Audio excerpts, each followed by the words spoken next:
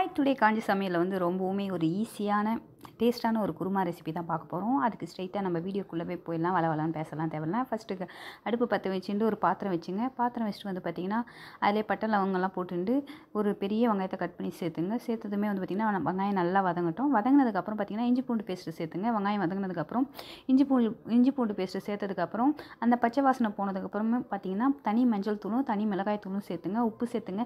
தனி மிளகாய் தூள் இல்லைன்னா நீங்கள் வீட்டு மிளகாய் தூளும் சேர்த்துங்க. அதுவும் டேஸ்ட்டாக தான் இருக்கும். அதனோட பச்சை ஸ்மெல் போனதுமே வந்து பார்த்திங்கன்னா கலந்து கொடுத்துட்டு ஒரு பழுத்த தக்காளி சேர்த்துங்க. நல்லா வதங்கட்டும். உப்பு சேர்த்துட்டிங்கன்னா சீக்கிரமே வதங்கி வந்துடும்.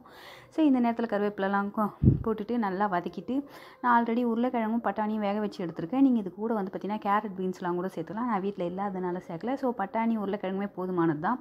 ஸோ நல்லா இதில் வந்து பார்த்திங்கன்னா வெந்த உருளைக்கிழங்கையும் பட்டாணியும் சேர்த்துட்டு ஒரு கிளாஸ் அளவு தண்ணி சேர்த்துங்க. தண்ணி சேர்த்து நல்லா கொதிக்கட்டும். கொதித்து வந்ததுமே வந்து பார்த்திங்கன்னா நான் அதுக்கு ஒரு மசாலா ரெடி பண்ணுறேன். பெருசாக ஒன்றும் இல்லை.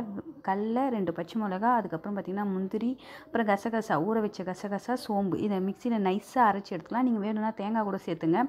சேர்த்துட்டு நல்லா நைஸாக அரைச்சி எடுத்ததுக்கப்புறம் இது கொதித்து வரட்டும். உருளைக்கிழங்கு கொதித்து வந்ததுமே இது கூட மிக்ஸ் பண்ணிவிட்டு ஒரே ஒரு கொதி வந்ததுமே ஆஃப் பண்ணிவிட்டு கொத்தமல்லி தூவி விட்டு இறக்கிடுங்க. அவ்வளோ சூப்பராக இருக்கும். இது எல்லாத்துக்குமே தொட்டுக்கலாம். எல்லாத்துக்கும் மீன்ஸ் டிஃபன் ஐட்டம் எல்லாத்துக்கும் தொட்டுக்கலாம். இட்லி, தோசை, சப்பாத்தி, பூரி இப்படி எல்லாத்துக்குமே தொட்டுக்கலாம். ரொம்பவுமே சீக்கிரமே ஈஸியாக செய்யக்கூடிய ஒரு ரெசிபி தான். ட்ரை பண்ணி பார்த்துட்டு எப்படி இருக்குன்னு சொல்லுங்கள். தேங்க்யூ ஃபார் வாட்சிங். பை.